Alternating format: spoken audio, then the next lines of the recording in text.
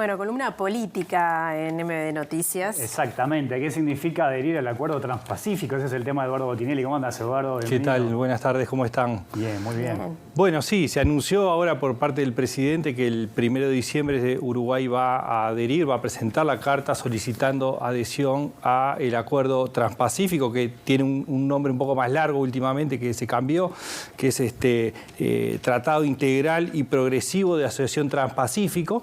Es un bloque que se formó en 2016, que tiene países de Oceanía, Asia y de América están Canadá, México, Perú y Chile. Estaba Estados Unidos, que se retiró en la administración Trump.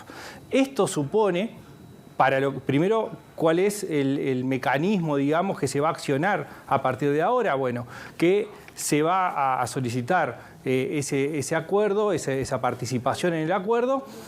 Pero lo que hay que entender es que el funcionamiento que tiene este acuerdo es que se va a empezar a tratar y que tiene que ser tratado por el conjunto de los países.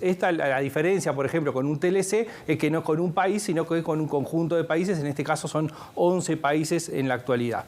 Entonces, es un proceso que es más largo y que además tiene una lista de espera, porque las formas de funcionamiento es que se van presentando y se van tratando individualmente cada una de las solicitudes.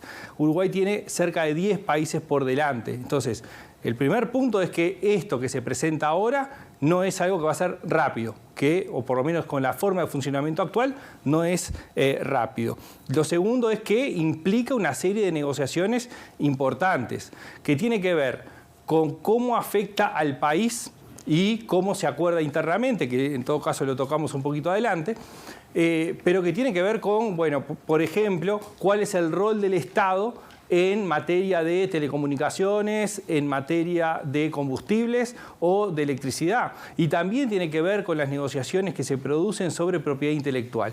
Estos temas todavía no empezaron a plantearse y a negociarse, es decir, es parte de todo el proceso que viene por delante, que es habitual cada vez que se negocia un TLC o un acuerdo con bloques, más dificultoso aún, pero teniendo en cuenta este factor inicial, lo que se está es comenzando un proceso que se espera que sea largo, es decir, no es un cierre que se vaya a dar en este gobierno.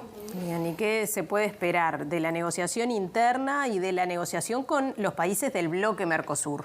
Bueno, ahí aparece algo importante que lo hemos hablado en varias columnas, que es la forma en que se va actuando desde la presidencia.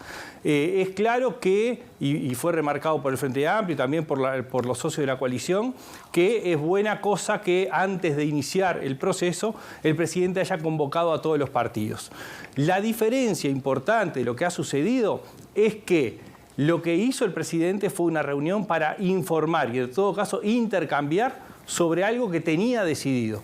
No es un proceso donde se conversó, negoció o se llegó a algún acuerdo. Todavía no hay ningún acuerdo firme, ni en el sistema político, que no es lo que se buscó, y tampoco es claro que esté en la coalición multicolor.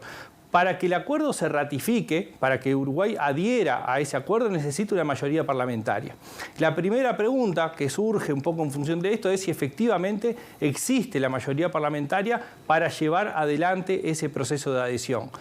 ¿Por qué esa duda? Bueno, porque uno de los factores que entra en juego es cuál es el vínculo con el Mercosur, a partir de las acciones que tome Uruguay, cómo es tomado por los socios del Mercosur, en un contexto además que está cambiando, si bien no hay grandes transformaciones en términos de política internacional, sí es un contexto que va cambiando, sobre todo con el caso de Brasil, pero entonces lo que genere en el Mercosur puede generar posicionamientos internos distintos.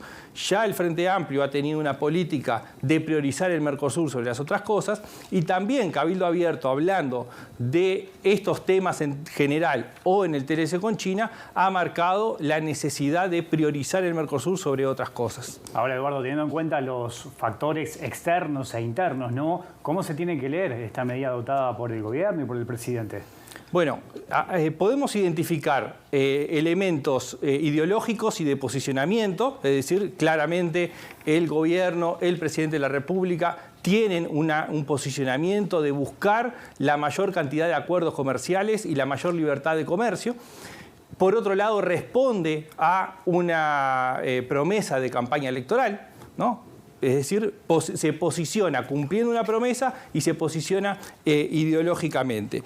El gran tema es que por los tiempos que tienen, tanto lo que se ha avanzado con el TLC con China, como otro tipo de acuerdos que se puedan llevar a impulsar, o del Acuerdo Transpacífico, son instancias que llevan mucho tiempo y que necesitan respaldos parlamentarios importantes. Entonces, acá sí, lo que queda, más allá de ese posicionamiento ideológico y del posicionamiento del gobierno, es cuánto queda para adelante. Es decir, bueno, qué cosas se negocian como políticas de Estado y cuáles no, y en este caso no aparece como una política de Estado ni con un amplio respaldo de todo el sistema político, ¿no? Entonces lo que queda para adelante es algo que no va a ser probablemente en este gobierno el cierre, y sí es un posicionamiento de intenciones de avanzar hacia ese tipo de acuerdos. Bien, muchas gracias, Eduardo. Nos reencontramos.